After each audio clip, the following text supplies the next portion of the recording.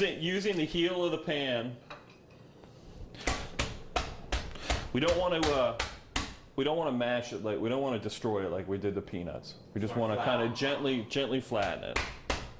I know, not quite as fun as the cashews, but. Maybe I'll do that one after you. I'll do the peanut one. And in lieu of a plastic bag, you could also use saran wrap. Saran wrap, double up saran wrap. I didn't see any saran wrap, so I just grabbed Like it. it's even better. Yeah, it is, because it keeps it. It's already closed up on 3 sides. You know, depending if you're really doing a lot of them and you got to lay out a bunch of them, then you can go with the. When I use saran wrap, half the chicken winds up all in the walls of it. Exactly. Yeah.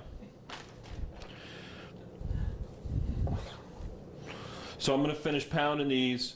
I'm going to finish pounding these out, and then we'll come back and we'll bread them all up. All right. All right. I've got all our chicken breasts pounded out, nice and thin. We're going to go ahead and bread them up now. We've got our pan on nice low and slow. We'll get over there in a moment, but first I'm going to show you some tricks to breading.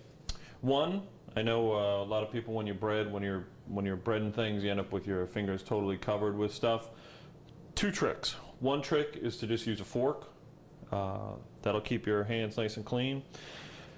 The reason we use flour first is because a lot of times if you've ever tried a breading, you've just gone chicken right into your egg wash right here. It'll slough right off. The flour gives the egg something to stick to. So we can do it one of 2 ways. We can do it with a fork like this, which works really well.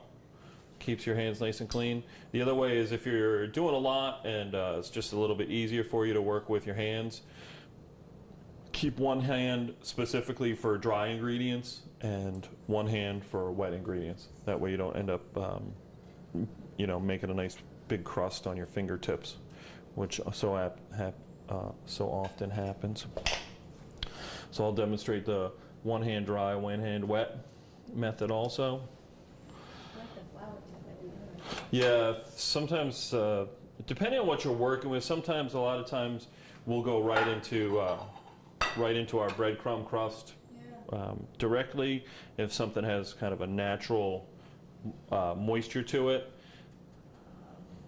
But a lot of times when you're trying to create that nice kind of crispy sealing coating, you use the flour, egg, and crumb method.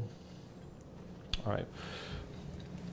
So we got 2 of these breaded up. We're going to bring them over to our saute pan. I'm going to clean up my hands real quick. I use, as I said, a little disinfecting solution over here in the sink, and my rags also are soaked in the same disinfecting solution, so we kill any bacteria. One of the most important things when you're cooking, and I found you heard it at cooking school too, I covered it at cooking school, a lot of the problem I believe amateur chefs have is incorrect pan temperature, okay? And that's very important for something like this, especially when we've got that nut crust, we've got the chicken, we obviously have to cook the chicken all the way through, so we have to be careful pan temperature. The best way to tell pan temperature, I found, is by tossing a little bit of water into the pan. And I'm not necessarily looking at the pan. What I'm doing is I'm listening to the pan.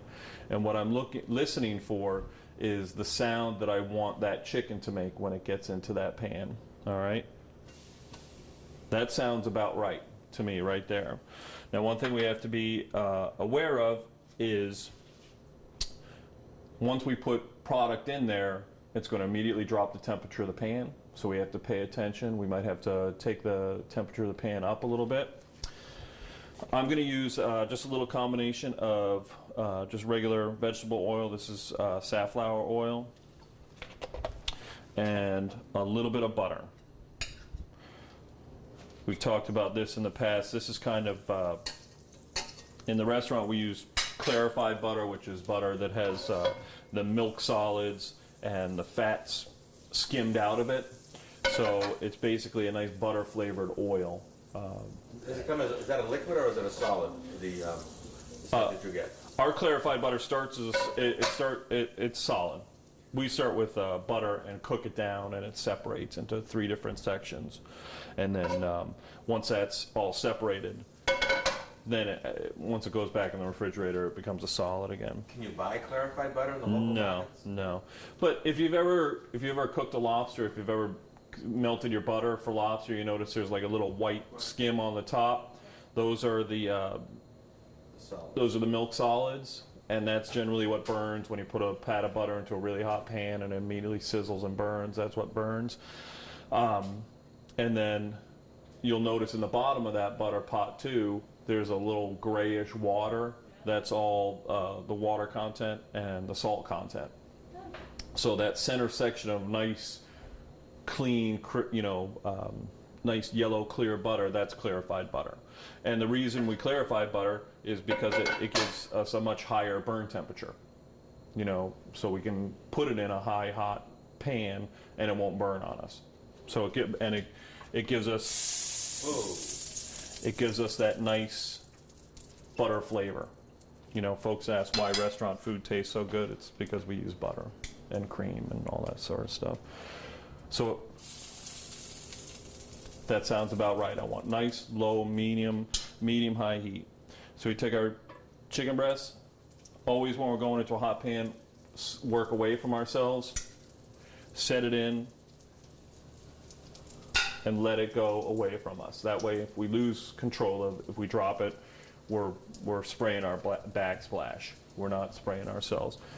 I'm also listening, not really getting quite the bubble that I want. So I went up a little bit on the temperature.